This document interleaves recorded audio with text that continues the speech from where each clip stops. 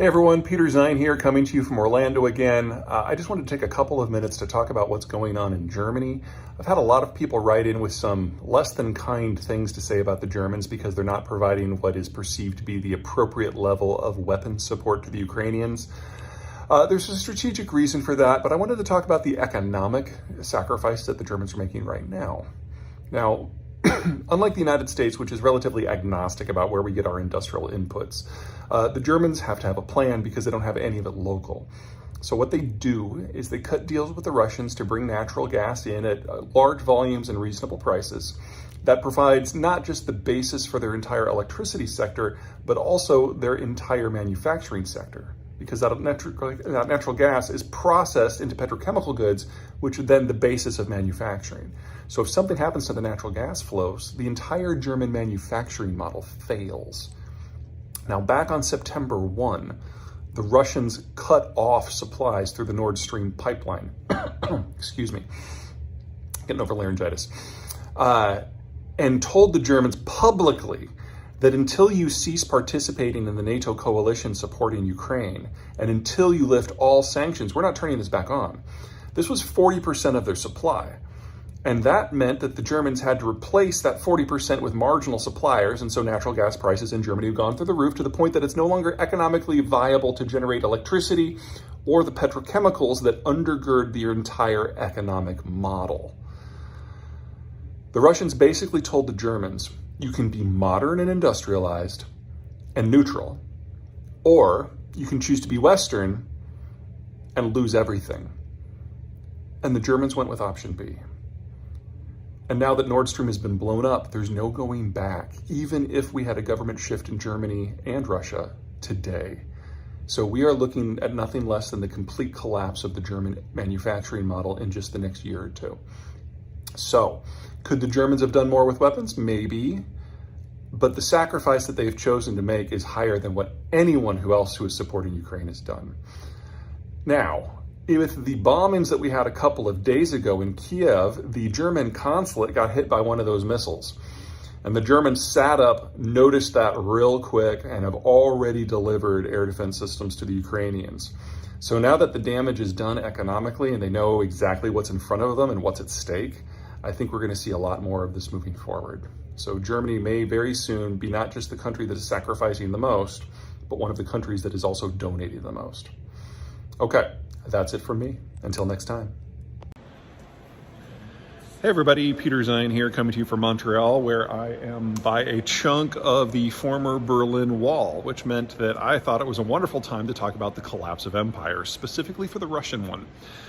Now, as everyone has seen in early September, the Ukrainian counter-assault in places like Kherson and Kharkiv and Donetsk and Luhansk has been historic.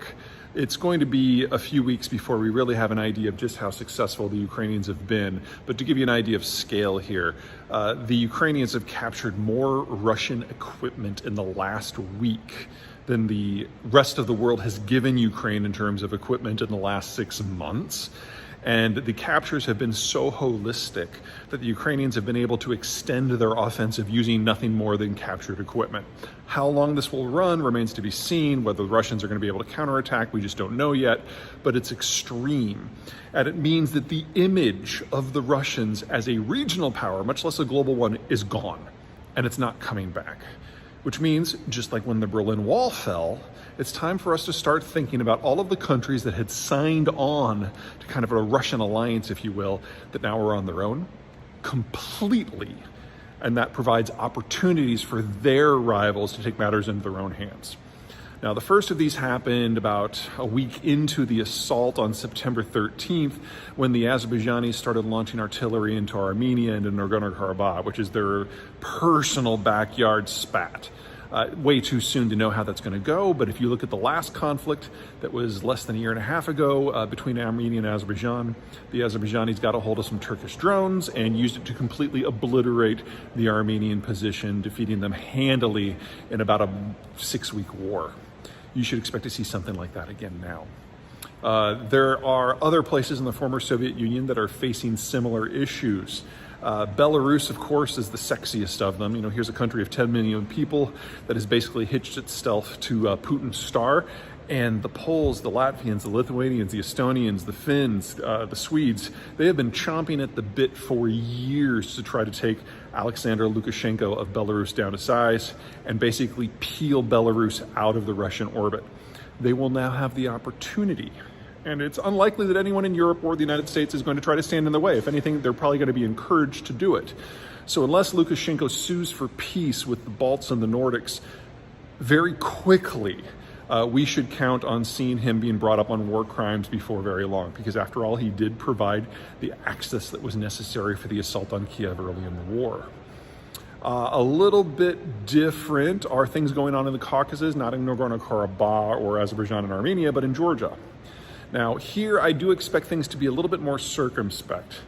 The Georgians tried to call Russia's bluff and invade their former secessionist republics of North Ossetia and Abkhazia several years ago in 2004, and it was a trap, and the Russians were able to destroy the Georgian army. So the Georgians are not going to do this until a couple of other countries in the region have already pulled this off successfully. So look to Armenia and Azerbaijan first, and then second, look to Moldova. There's a small secessionist republic there called Transnistria. It's only 10% of the population of a country of like 3.5 million people. There's not much going on there. But the Russians intervened decisively right at the end of the Soviet collapse to basically make sure that Transnistria could be functionally independent under Russian sponsorship. But unlike the Georgian secessionist territories, which share a land border with Russia proper, Transnistria is on its own. The only way to supply it is through Ukraine, and that has obviously stopped. So the Moldovans and their sponsors in Romania have now a vested interest in ending this historical aberration, and I would expect to see that being wrapped up within a year or two. Okay, so that's in the former Soviet Union. The second big category is Israel. The Russians have very publicly, unfortunately for them, relocated a lot of hardware from Syria to Ukraine, specifically air defense equipment, to help them with their assaults. Which means that if you are Israel, the only thing that is standing in your way of going after the Syrian regime is someone from the Biden administration saying, you know what, we really don't want a nuclear event to erupt because there are Russian troops involved. Well, the tone of the Biden administration in the last 72 hours has kind of changed. Now it's more of a like, you kids go have fun sort of vibe. So I expect us to see some very interesting pyrotechnics between the Israelis and the Syrians in a very short period of time, followed by the Syrians suing for peace, which means that we get to revisit the entire Syrian civil war now without the Russians being players. Iran is going to factor that into that as well, and that brings us to the final category, the ones that the United States really cares about. Now, I don't think the United States is about to go after Iran. It's not like Iran without Russia is actually all that much weaker. It's more like the United States saw Russian sponsorship of Iran as a problem because it meant that going after Iran meant there would be problems in other areas that we care more about. So I don't think we're about to go and knock heads with the mullahs. But all of a sudden, Tehran has lost its primary weapons sponsor and its primary Security Council sponsor. And that is going to force the Iranians to think differently and act differently in every theater that they care about. So this is a negotiation question more than a military one. On that general topic are the two remaining issues that the Americans care about, Cuba and Venezuela. In both cases, the United States finds it awkward. Now, in the case of Cuba, the Cuban government has had an on-again, off-again interest in renegotiating the terms of its relationship with everyone in the Western Hemisphere. So you should expect that to pick up again. It started under the W. Bush administration. It continued under Obama. We will now see a rebound under the Biden administration. And that just leaves Venezuela. If it wasn't for the likelihood of global energy shortages, this would be an opportunity for the Biden administration to end the Venezuelan regime once and for all. So now it is purely a question of how quickly energy can be brought online from other players and how that informs the Biden administration's decision-making progress. So ironically, we're now in a situation, once again, it's going to seem very reminiscent to you for those of you who have been following energy since the 70s, where it's the Saudis who decide. the future of the government in Caracas. Okay. That's it from me. Until next time, take care.